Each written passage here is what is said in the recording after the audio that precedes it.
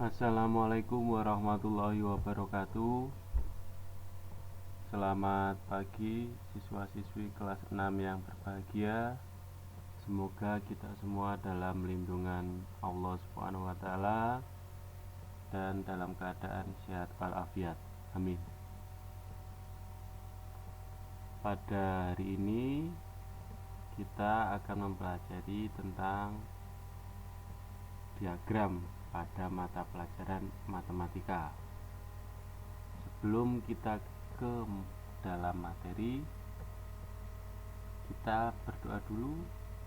Kita memohon kepada Allah Subhanahu wa taala agar dipermudah dalam mencari ilmu, dan ilmu yang kita pelajari bisa berguna bagi kita di dunia maupun di akhirat. Amin. Marilah kita berdoa. Berdoa mulai. Selesai. Apakah itu diagram?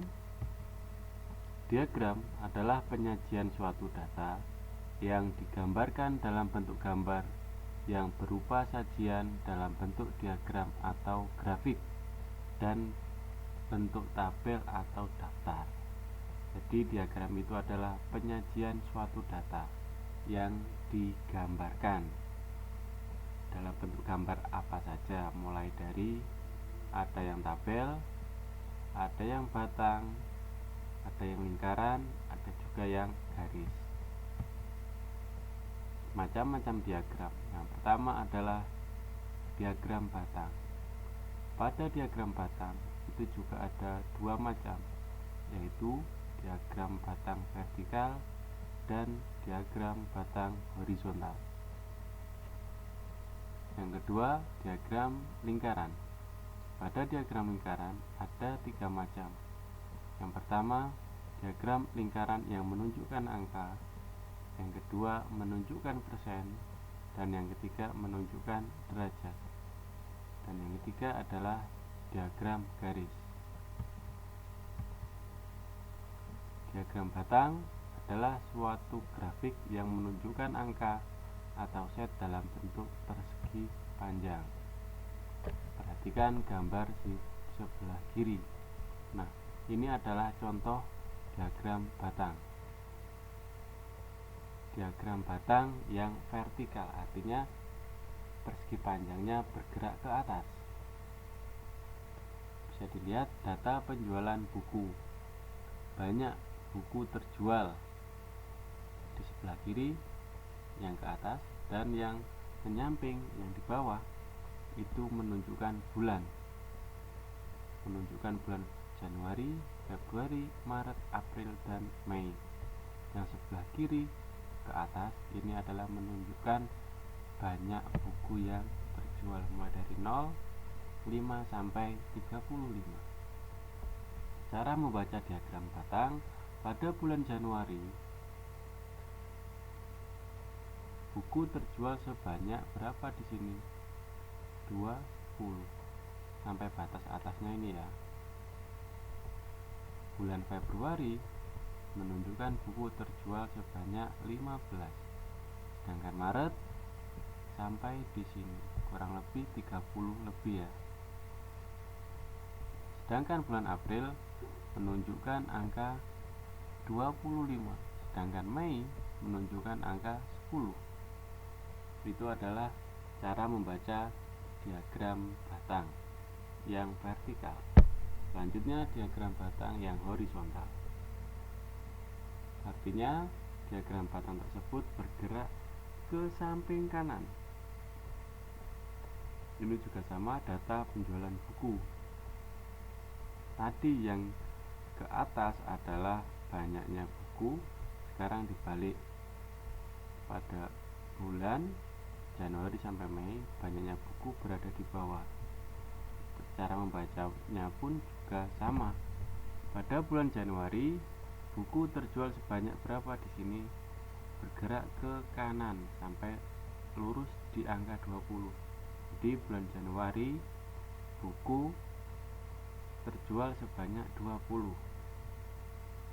pada bulan Februari buku terjual lebih dari 10 dan kurang dari 20. Mungkin di sini sekitar 15 buku. Sedangkan bulan Maret bergerak ke kanan sampai di antara 30 dan 40, kira-kira terjual sebanyak 35. Sedangkan bulan April terjual sebanyak, nah ini lurus di sini, jadi di tengah-tengahnya ada 25. Sedangkan Mei lurus di angka 10. Begitu cara membaca diagram batang vertikal maupun horizontal. Diagram batang lingkaran adalah diagram yang menunjukkan data atau hasil angka-angka dalam bentuk lingkaran. Diagram lingkaran yang ditunjukkan dengan angka. Contohnya seperti ini. Pada grup A ditandai dengan warna ungu, itu menunjukkan banyaknya 30 siswa. Yang B warna biru 20 siswa. Yang C ditunjukkan dengan warna merah, itu sebanyak 10 siswa. Yang D dengan warna hijau itu 40 siswa. Sedangkan menggunakan persen atau ditunjukkan dengan persen.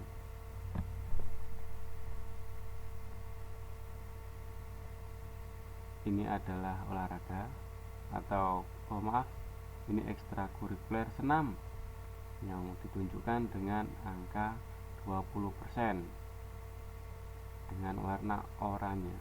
Sedangkan bela diri biru tua itu ditunjukkan dengan 12%. Sedangkan robotik ini berapa persen? PMR 13% ditunjukkan dengan warna hijau. Sedangkan MIPA 10% ditunjukkan dengan warna ungu. Sedangkan voli yang paling banyak peminatnya ditandai dengan warna biru muda sebanyak 30%. Sedangkan derajat untuk persen dalam satu lingkaran penuh ini harus jumlahnya harus 100%. Semuanya harus 100%. Senam dijumlahkan dengan bela diri, robotik, PMR, MIPA, dan voli, maka semua hasilnya harus 100%. Sedangkan derajat, semua yang ada di lingkaran ini jika dijumlahkan maka hasilnya harus 360 derajat. Ini ukuran 39. Misalkan ini adalah ukuran sepatu. Ukuran sepatu, ukuran yang 39 ditunjukkan sebanyak 45%. Ukuran sepatu 33 sebanyak 30%. Sedangkan ukuran 34 itu sebanyak 60%, ditandai warna merah. Ukuran 35 ditandai dengan warna hijau sebanyak 45%. Ukuran 36 ditandai dengan warna ungu sebanyak 30%. Sedangkan ukuran 37 derajat.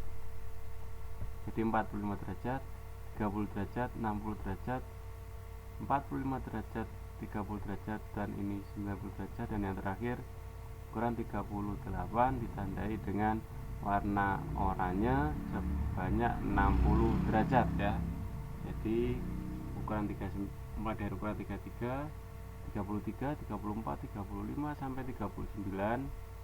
Ini ukuran derajatnya ini, sudut derajatnya ini dijumlahkan semuanya harus 360 derajat. Diagram garis adalah diagram yang digunakan terutama untuk mewakili data yang diambil secara berkala dari waktu ke waktu selama interval waktu tertentu. Cara membuatnya hampir sama ini dengan diagram batang. Banyak siswa yang ditunjukkan di sini pada garis vertikal, dengan horizontal di sini atau yang bawah menunjukkan warna kesukaan. Misalkan warna kesukaan dari siswa kelas 6. Warna merah bergerak ke atas ditandai dengan tanda titik di sini. Warna merah sebanyak 4 siswa. Warna biru berhenti di sini sebanyak 6 siswa. Warna kuning di sini menunjukkan sebanyak 4 siswa. Warna hijau yang paling banyak adalah 12 siswa. Warna ungu sebanyak 3 siswa dan hitam 1 siswa. Nah, untuk diagram garis kita seharusnya tidak menggunakan garis putus-putus ini. Garis putus-putus ini hanya untuk membantu kalian ketika membaca diagram garis, ya. Jadi ini tidak usah digunakan kalau sudah tahu, tapi kalau belum tahu boleh menggunakan garis bantu seperti ini. Cukup diberi tanda titik atau lingkaran kecil di sini. Nah, ini dari merah diberi titik, terus biru diberi titik, kuning diberi titik, hijau diberi titik, ungu dan hitam diberi titik-titik. Setelah itu dihubungkan dari merah ke biru, dari biru ke kuning, dari kuning ke hijau, ke ungu dan hitam, dan harus urut. Tidak boleh dari merah langsung ke kuning atau dari merah langsung ke hitam, itu tidak boleh, harus urut dari kiri ke kanan, ya. Itu cara membaca dan membuat diagram garis. Tugas hari ini adalah buatlah catatan tentang diagram. Jadi ada 3 macam diagram: diagram batang, diagram lingkaran, dan juga diagram garis. Nah, buatlah catatan tersebut supaya kamu lebih mudah untuk memahami tentang diagram. Nah, materi hari ini sudah selesai. Saya ucapkan terima kasih dan saya mohon maaf apabila ada kalimat atau kata dari saya yang salah. Dan saya akhiri, wabillahi taufiq wal hidayah. Wassalamualaikum warahmatullahi wabarakatuh.